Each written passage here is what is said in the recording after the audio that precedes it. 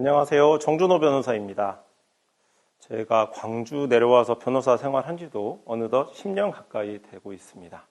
그동안 정말 많은 분들을 만나 뵈었는데요. 광주에서 인문학 강좌를 위해서 10년 이상 시간을 투자하신 분들도 계셨고, 어떻게 되든지 간에 한 자리에서 꿋꿋하게 몇십 년을 지켜오신 노포 사장님도 계셨습니다. 광주가 최근 정말 여러 가지 중대한 결정을 하고 있는데, 그런 풍파하고 상관없이 묵묵하게 자기 자리를 지켜왔던 10년 이상을 지켜오신 광주분들 한번 찾아뵙고 이야기를 듣고 또 의견을 나누고 싶었습니다. 우리 광주 10년을 지켜주신, 그리고 앞으로 광주 10년을 책임지실 그런 일꾼들을 한 분 한 분 제가 찾아뵙고 싶었습니다. 그래서 광주 10년이라는 제목으로 이렇게 본인 자리매김에 열심히 쉬었던 광주의 일꾼들을 한 분 한 분씩 찾아뵙고 제 채널을 통해서 광주 10년이라는 제목으로 소개를 시켜드리고 싶습니다. 주목해 주시고 기대해 주십시오. 그럼 광주 10년 시작하겠습니다.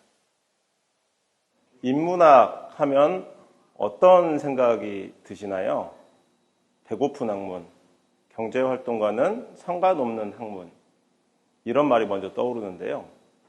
최근에 제가 읽었던 기사 중에 피아니스트 임윤찬 씨가 단테 소나타를 잘 연주하기 위해서 단테의 신곡을 여러 번 탐독했다는 기사를 봤습니다.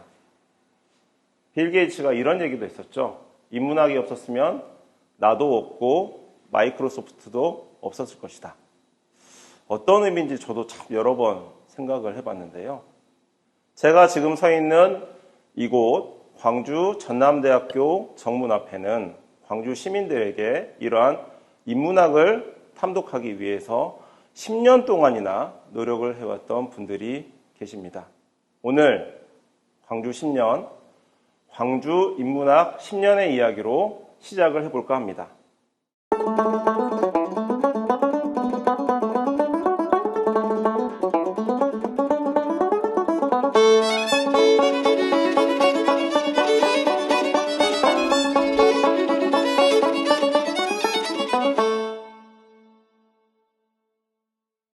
광주 인문학 10년 이야기하기 위해서 귀한 두 분 모셨습니다.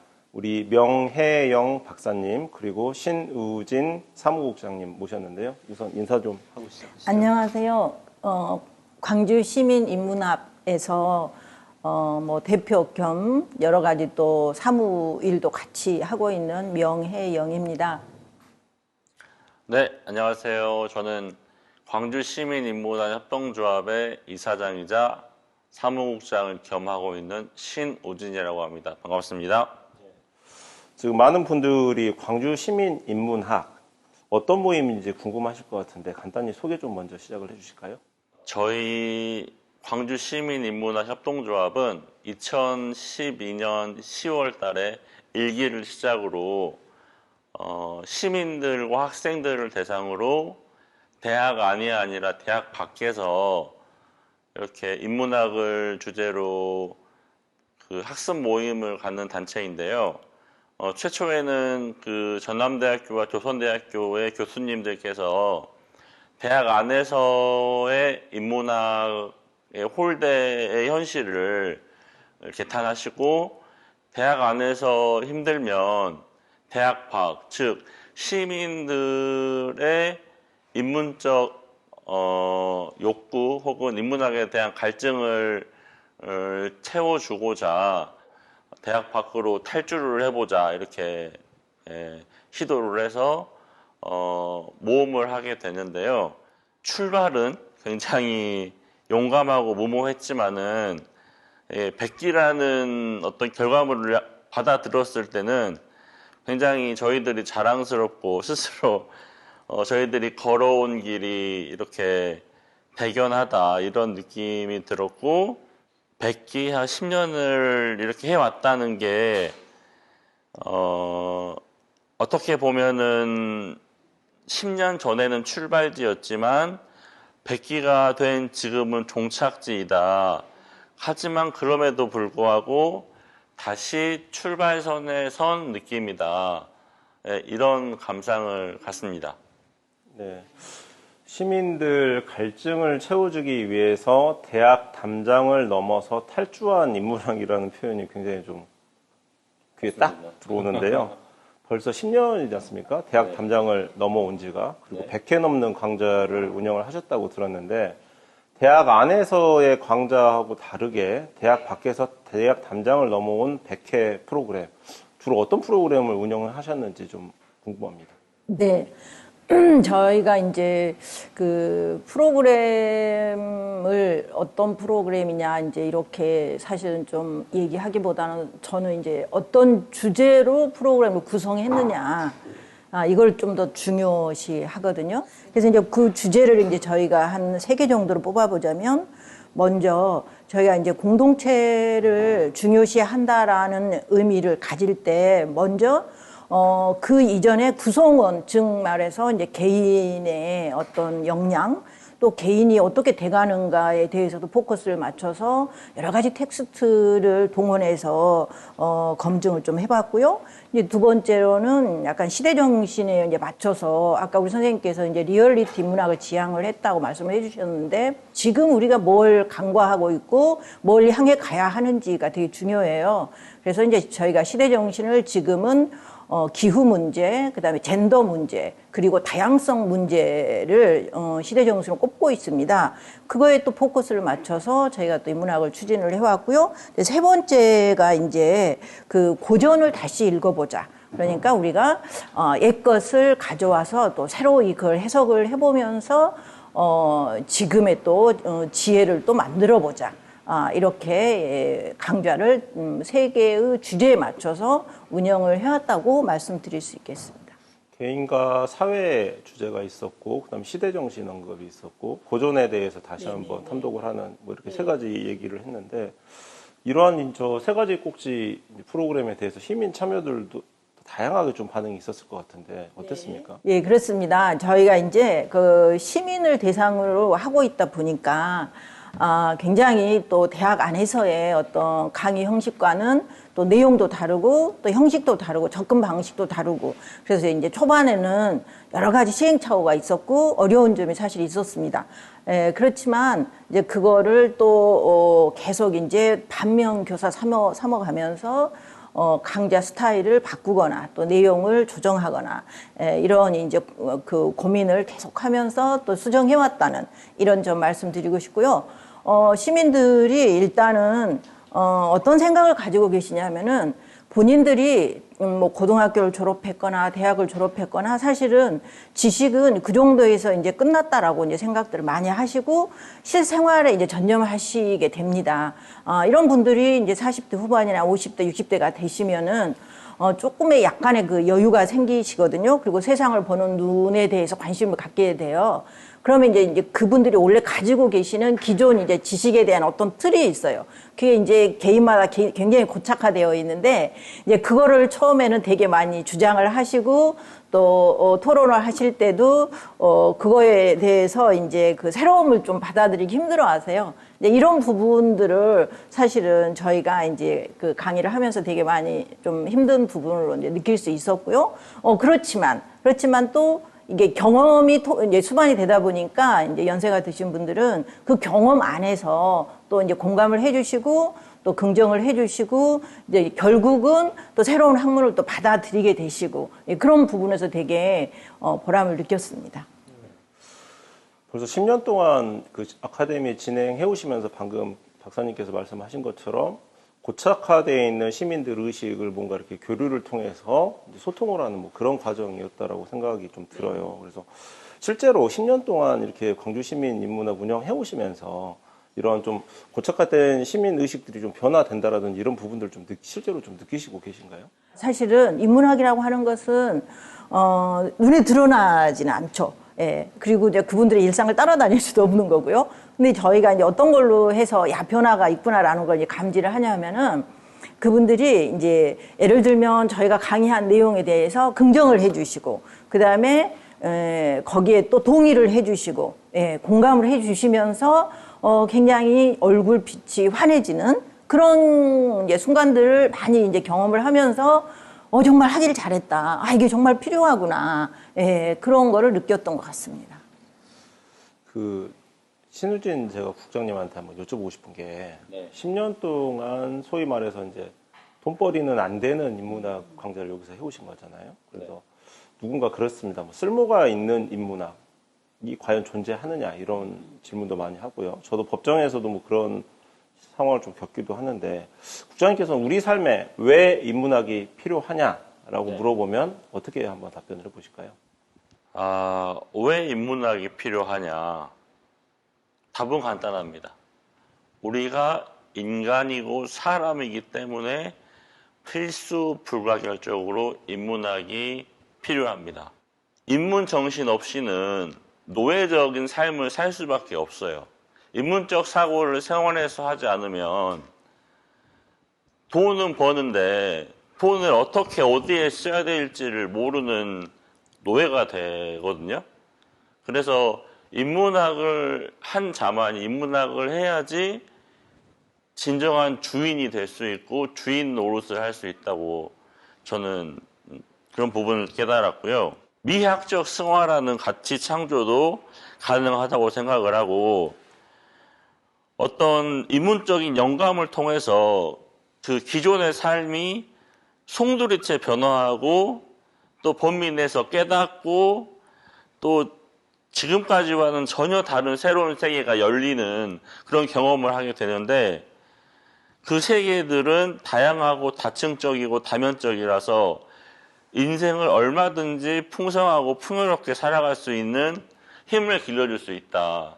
그래서 어릴 때부터 교육이 중요한 게 유아 때 초등, 중등, 고등, 대학, 그 다음에 성인들 이 인문학 프로그램을 국가에서 설계를 해야 됩니다. 명예현 박사님, 10년 동안 방금 이제 신우진 사무국장님도 여러 가지 말씀을 해주셨는데 고착화돼 있던 개인이 여기 시민 인문학 강의를 듣고 뭔가 확 달라진 그런 모습 어떤 뭐 구체적인 사례가 있으면 한번 말씀해 주실래요?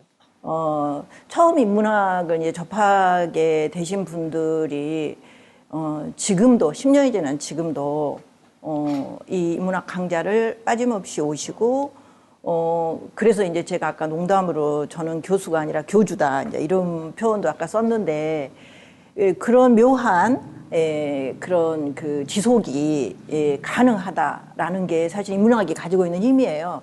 예를 들면은 끊임없이 뉴스는 쏟아져 나오고 끊임없이 우리의 판단을 요구하고 또 끊임없이 텍스트는 또 쏟아져 나온단 말입니다.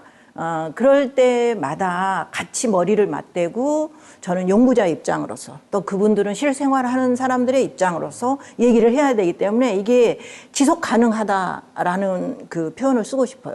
근데 이제 우리가 항상 중심부만 중요시하는 그런 관점을 갖고 있다 보니까 그냥 생략되는 그런 것들을 우리가 또 집어내는 게 인문학이란 말입니다. 저는 이제 이렇게 생각을 하면서 이 길이 바로 이제 인문학이 가야 하는 길이다. 이렇게 생각을 합니다.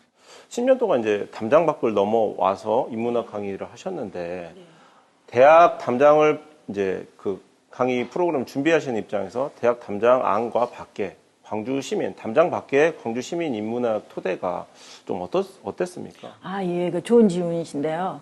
제가 이제 담장 밖을 나오고자 했던 이유는 아까 우리 이제 신우진 선생님께서는 이제 거기서 이제 인문학이 좀 천대받고 이렇게 이제 인기가 없다. 그거는 이제 사실은 현실적으로 맞아요. 근데 저 개인적으로 만약에 이렇게 질문을 하신다면 저는 이렇게 정해져 있는 것, 이를테면 대학에서는 커리큘럼 이렇게 과목명이 정해지지 않습니까? 그러면 해가 바뀌어도 똑같은 그 과목명이 정해져 있어요. 거기에 맞춰서 작년 했던 것 같다가 또 하는 거예요. 예. 이게 너무 식상하고 이렇게 삶의 어떤 그 에너지를 떨어뜨리는 그런 기분이 들었어요. 그런데 이게 만약 시민들과 그 소통을 하게 되면 여기는 커리큘럼 정해진 게 없어요. 아까도 말씀드렸듯이 그래서 주제 중심인 거예요.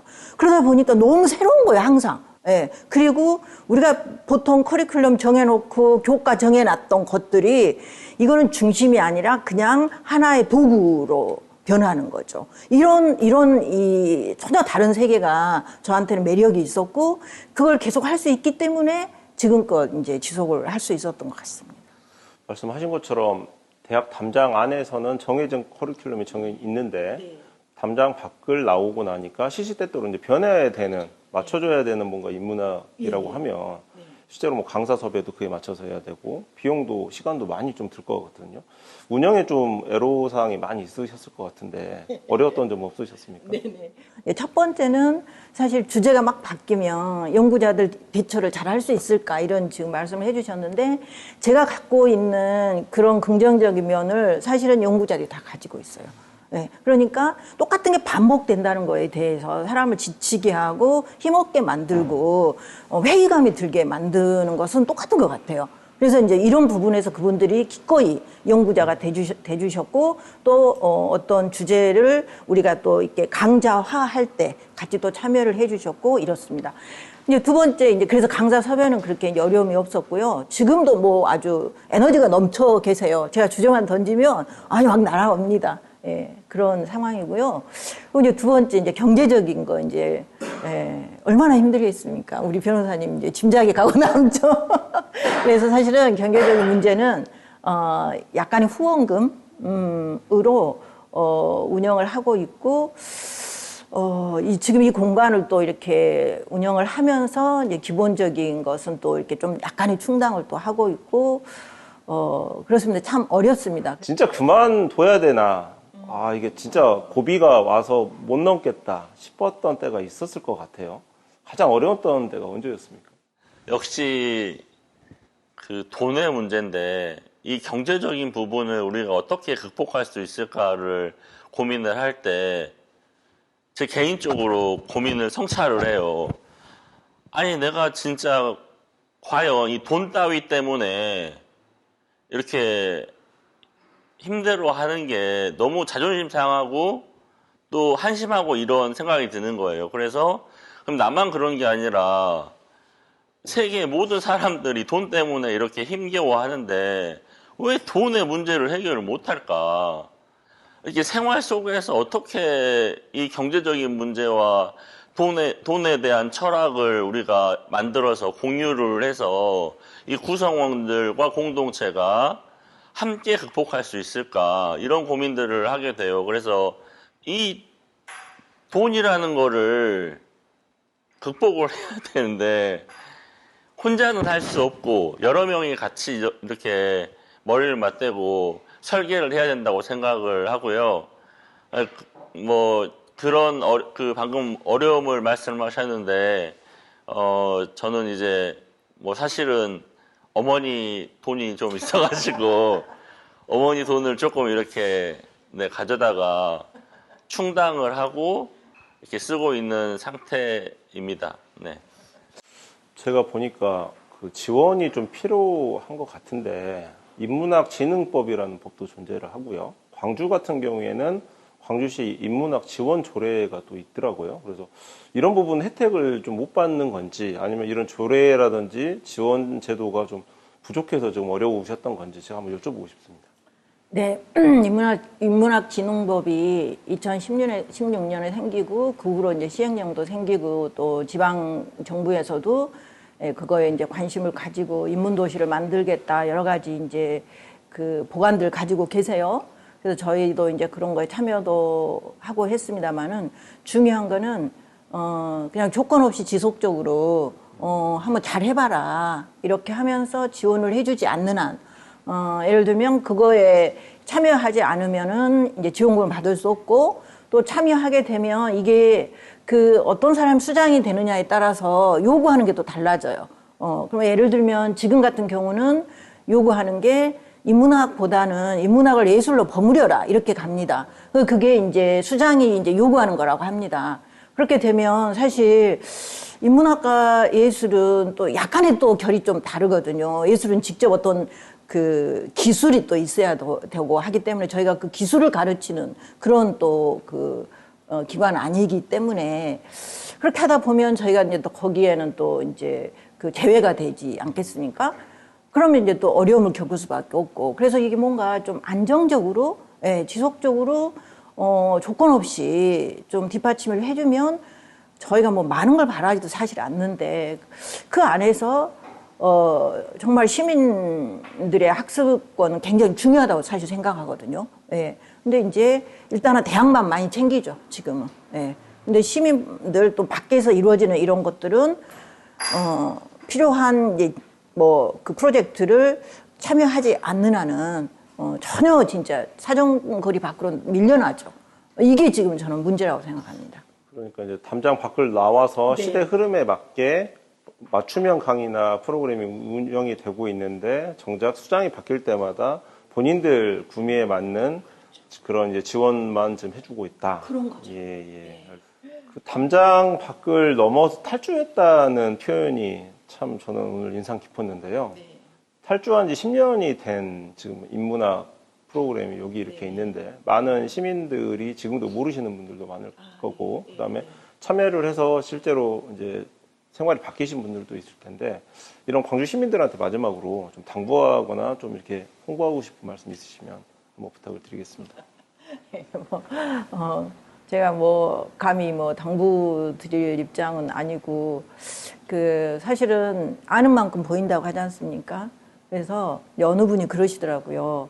여기 근처에 사시는데 저희가 10년 동안 여기를 둥지를 틀고 있는데도 왔다 갔다 하면서 관심이 없었대요. 근데 이제 어느 순간 자기가 이제 어려움을 겪은 거예요, 정신적으로. 그러다 보니까 눈에 띄더래요.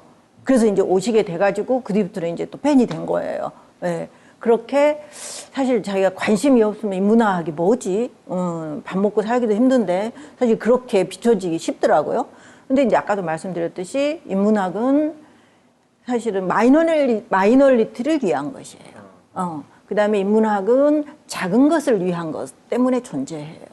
그래서 또 인문학은 주류를 비판하기 위한 학문이에요. 이게 그거를 좀 잘 아시면 마음이 힘들거나 아니면 세상 이해가 잘 안 되실 때 반드시 여기를 찾아오시면 약간의 또 의견을 나누면서 소통을 해보면 나름의 또 답을 찾지 않을까. 저는 이제 그렇게 자부하고 있습니다. 그래서 많이 좀 일단 와주셨으면 합니다. 방금 말씀하신 것처럼 아는 만큼 보인다라는 말씀을 해주셨고 주변 사람을 또 찾는 그런 시각도 말씀을 해주셨고 여러 가지 이제 말씀을 좀 해주셨는데요. 전남대학교 정문 앞에 이 카페 노블이라고 하는 이 공간에 10년이 돼 있는 지난 그 담장을 넘어서 탈주한 인문학이 이곳에 지금 기다리고 있습니다. 많이들 살펴보시고요. 많은 성원과 응원을 부탁드리겠습니다. 박수 한번 칠까요? 네. 감사합니다. 수고하셨습니다.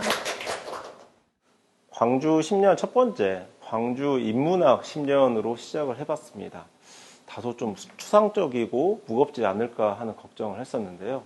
와보니 실제로 대학 담장을 넘어서 시민들을 기다리고 있고 또 시대 상황에 맞춰서 끊임없이 변화하려고 프로그램을 준비하고 계신 분들을 만나봤습니다.